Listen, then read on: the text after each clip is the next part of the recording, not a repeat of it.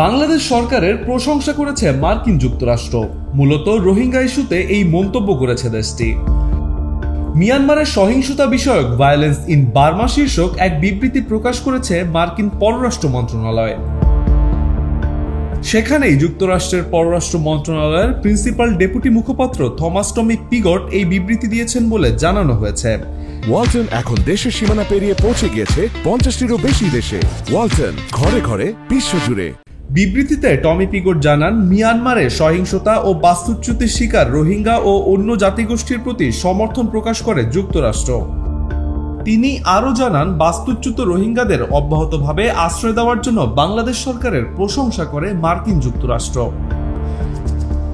একই সঙ্গে মিয়ানমারের শরণার্থীদের এই অঞ্চলে অন্য যেসব দেশ আশ্রয় দিয়েছে তাদেরও প্রশংসা করেছে যুক্তরাষ্ট্র।